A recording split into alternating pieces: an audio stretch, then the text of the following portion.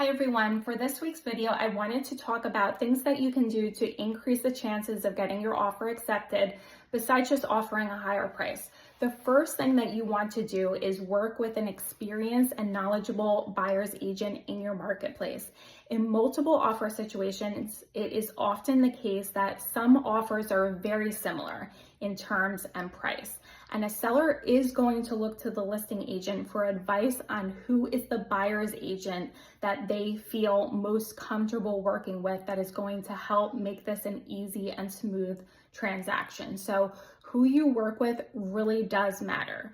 Your buyer's agent should be reaching out to the listing agent to find out what is most important to the seller to help you guide yourselves when you're making an offer to make it the best offer possible in terms of what the seller is looking for. So accommodate the closing date that the seller is looking for. If the seller is waiting for a house to be built or whatever reason, wherever they're going isn't going to be ready yet, you can offer to close in the standard, 30 to 45 days and offer to let the seller stay in the home until they're ready to move into their next home. You can increase your deposit and down payment. You can waive the appraisal. If you don't have the ability to waive the appraisal, you can say that you're going to, if the offer is accepted, you're going to order the appraisal right away. So that way, if there are issues with the appraisal, you would know right away and you can either rectify them or the seller can get into contract with somebody else if you can't work things out.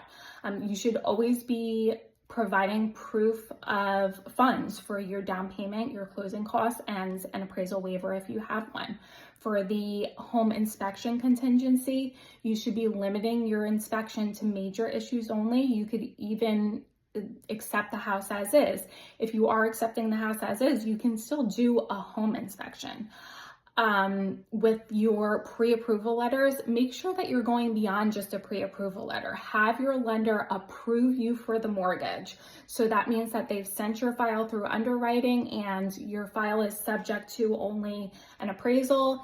If there is an appraisal, if your lender is requiring appraisal and you're not waiving it, and clear title. If you have the ability, you could even waive the mortgage contingency completely, even if you're planning on applying for a mortgage. So basically you're saying that if you get denied the mortgage, you'll pay cash. So of course you're only going to do this if you're certain that you're going to get approved for the mortgage.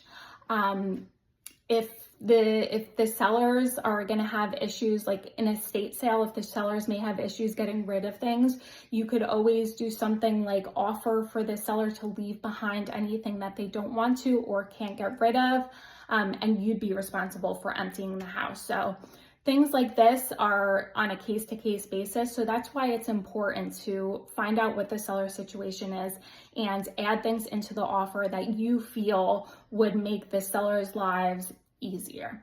Hopefully this helps. If you have any questions, please feel free to reach out. You could either leave a comment below or you can send me an email at steph.geist@gmail.com.